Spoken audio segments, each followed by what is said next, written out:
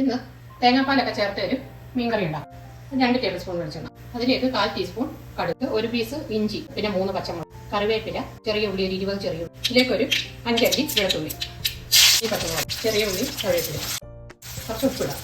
തീ കുറച്ചിട്ടിട്ട് ഒരു 1/4 ടീസ്പൂൺ മഞ്ഞൾപ്പൊടി, മല്ലിപ്പൊടി ഒരു 2 ടീസ്പൂൺ, 1 ടീസ്പൂൺ മുളക് പൊടി, ഒരു 1/2 ടീസ്പൂൺ കുരുമുളക് പൊടി, ഉലുവാപ്പൊടിയാണ്, ഒരു 1/4 ടീസ്പൂൺ വേണ്ട, അതിന് കുറച്ച് മതി. ഇത് അരമുറി തേങ്ങയിൽ നിന്ന് എടുത്ത രണ്ടാം പാല, ഒരു ചെറിയൊരു തോട്ടുപുളി, ഇത്രയും മാങ്ങ ഇടാം. തിളച്ചിട്ടുണ്ട്. ഇനി മത്തി ഇടാം. ഇത് 8 മത്തിയുണ്ട്. ഇനി നന്നായിട്ടൊന്ന് തിളച്ച് കഴിഞ്ഞിട്ട് ചെറിയ തീയിൽ 10 മിനിറ്റ് കുക്ക് ചെയ്യാം. അപ്പം 10 മിനിറ്റായി. 1/2 കപ്പ് ഒന്നാം പാൽ അത് തീ വയ്ക്കാം. ചെറിയ തീയിലിട്ടിട്ട് ഇച്ചിരി കറിവേപ്പില മുകളിലിടാം. ഇത് ഗരം മസാല പൗഡറാണ്, അതൊരു 1/4 സ്പൂണിൻ്റെ പകുതി. ഇനി ഓഫാക്കാം. ഇതൊരു 10 മിനിറ്റ് കഴിഞ്ഞ് ഉപയോഗിക്കാം. ഇതിപ്പം 10 മിനിറ്റായി. ഇനി ഇതെടുക്കാം.